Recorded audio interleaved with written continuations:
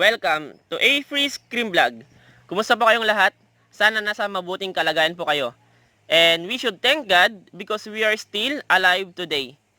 If this is your first time to watch my video, just click the subscribe button below so that you will be kept updated every time I upload a new video regarding criminology's licensure examination review here on my channel.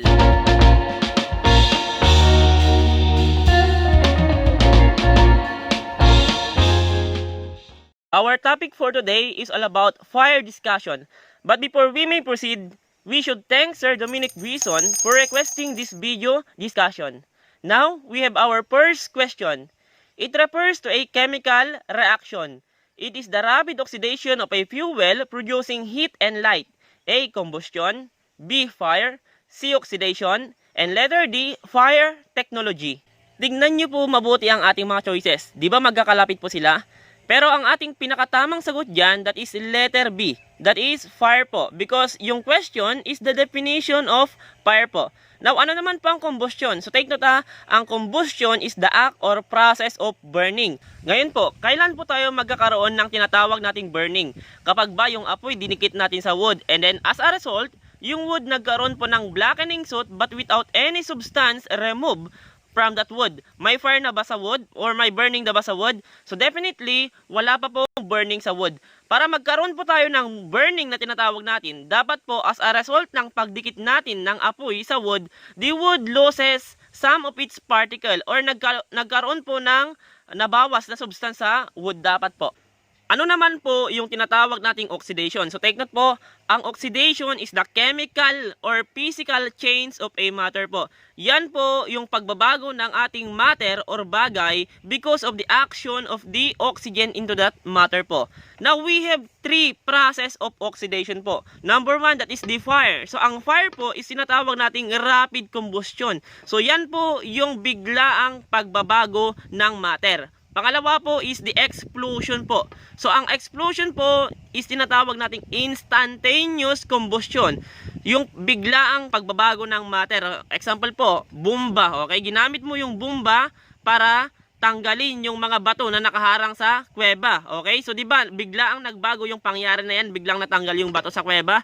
Yan po yung tinatawag natin na explosion. Now, pangatlo is yung tinatawag natin na iron rusting or decaying po. Okay? So example po niyan is yung pagkakaroon ng kalawang po sa bakal. Okay? So 'di ba, slow combustion po 'yon. So take note, ang iron rusting at decaying is tinatawag po natin na slow combustion. Take note po na ang fire is a process po. Ang fire po is a chemical reaction. That is the result of the combination of the three elements of fire. Ano po ulit yung three elements of fire? Yan po yung fuel, heat at saka oxygen po.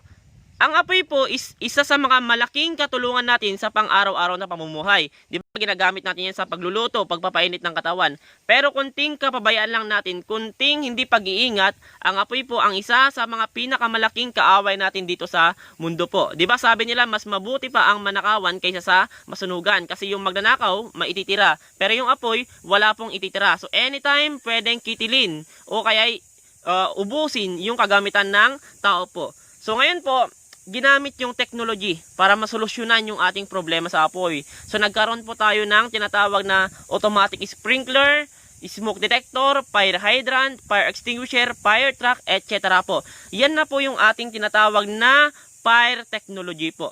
So ang fire technology po is the application of the result of the basic research and engineering principles para masolusyonan yung ating problema sa apoy.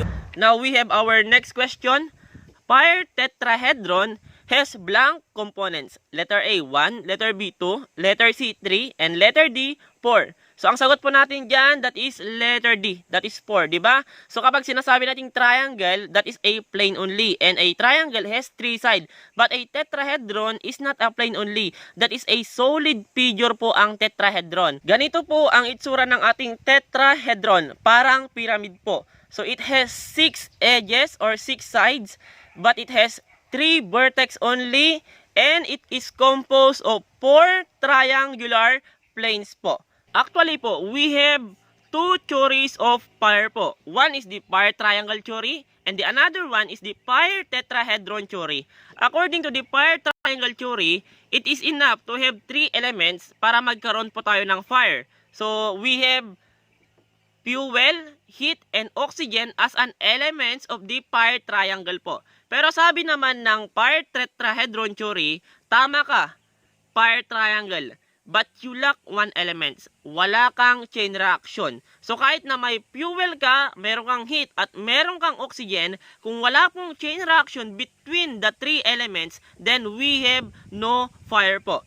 So para magkaroon po tayo ng fire, kailangan magkaroon po tayo ng chain reaction between the 3 elements po. So fire tetrahedron have 4 elements of fire. We have the fuel, oxygen, heat, and the chain reaction po or self-sustained chemical reaction na sinasabi po natin.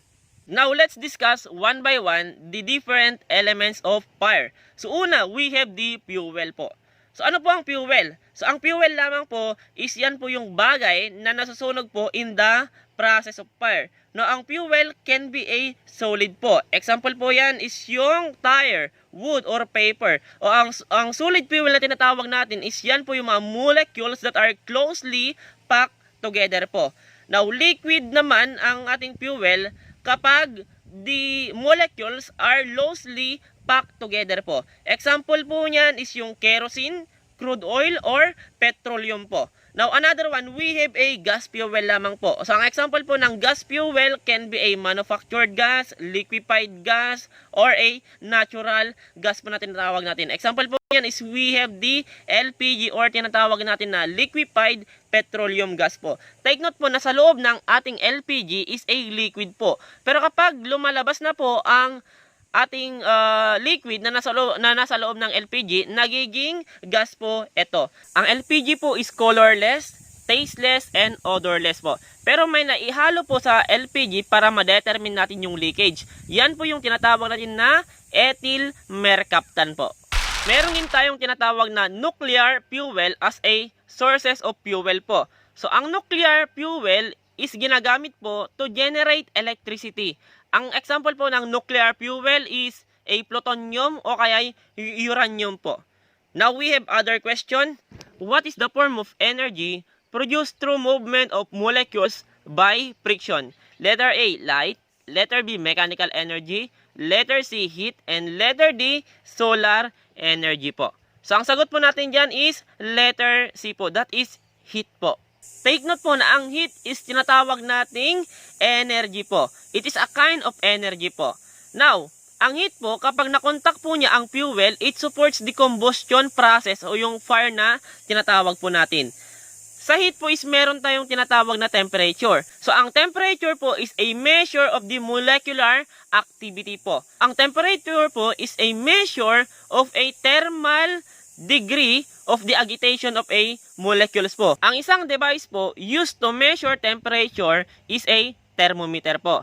Now, what unit used to express the measurement of temperature naman? So, yan po yung tinatawag natin na degrees Fahrenheit or degrees Celsius po. Take note na, ang thermometer is a device po and then yung degrees Fahrenheit at saka degrees Celsius is a unit po. We have 5 general categories of a energy or heat po.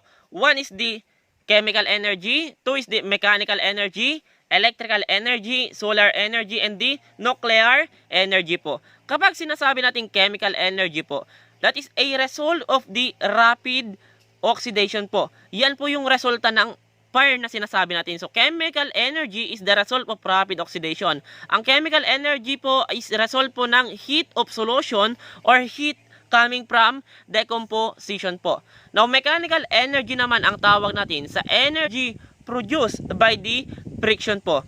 Kapag yung dalawang sticks po nagdikit, then you rub that sticks to each other, makakaproduce po tayo ng heat. Or even your palms po, pag dikitan nyo po, then you rub each other, may heat po na maproproduce diyan. Yan po yung tinatawag natin na mechanical energy po. Then electrical energy po naman, yung energy coming from a electricity, syempre po. Then solar energy, so simple lang yan, the energy coming from the sun is a solar energy po. Then nuclear energy po, yan po ay ginagamit po sa mga nuclear power plants po. Ang nuclear energy po is the result of fission or fusion po. Kapag sinasabi nating fission, that is the splitting of an atoms po. Fission is the separation of an atoms po. While fusion naman is yan yung result ng combination of an atoms po. We have other elements of fire, that is the oxygen po. Ang oxygen po is a colorless and odorless gas which is one of the components of the air po. Now, ilan po yung oxygen sa ating air? We have 21% of oxygen po sa ating air po. Ilan naman po ang nitrogen sa air? That is 78%, and we have 1% other gases in air po. Take note po na yung 12% of oxygen cannot produce a fire po. Bakit po? Kasi po, even though we have a heat and a fuel, if there is no enough oxygen in such place, therefore, we cannot produce a fire po. Now, yung 14% of oxygen, pwede na po bang makaproduce ng fire? The answer is hindi pa po. Ang tawag po sa 14% of oxygen, ang mapoproduce po dyan is a flash point. Ano po yung flash point?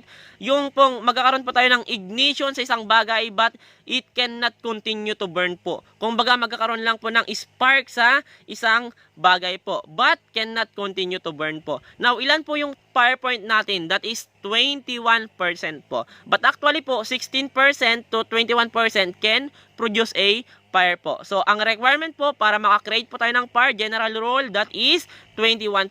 But pwede po bang 16% lang? The answer is yes po. Ang last elements of fire under fire tetrahedron po natin is yung tinatawag natin na self-sustained chemical reaction po. So, kailangan po para magkaroon tayo ng fire, kapag sinisindihan natin ang ating fuel, kailangan po that fuel must create a fuel vapors or radical gases.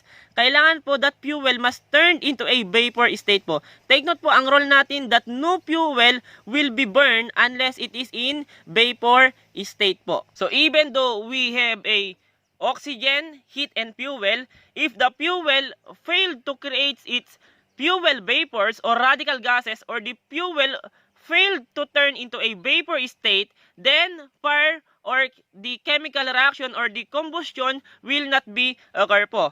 In order to create a fire or in order for combustion to occur po, kailangan po yung fuel is mag-produce po yan ng fuel vapor, radical gases, or maging vapor state po yung fuel po para masunog yung fuel na yan. Ang reaction po na yan is tinatawag po natin na chain reaction po. Once a fire develop, it can only continue when the heat energy is transmitted into the other part of that fuel po. So, and another requirement, the fuel must create or produce a fuel vapor or radical gases, or the fuel turned into a vapor state. So, yan po yung tinatawag natin na chain reaction. Salamat ulit sa pakikinig po. Kung may natutunan po kayo sa video ito, so please like and subscribe po. And then pakishare na rin po para po makatulong tayo sa iba na nagre-review po for criminologies licensure examination po. So thank you and God bless you po, and kudos po. See you on my next videos.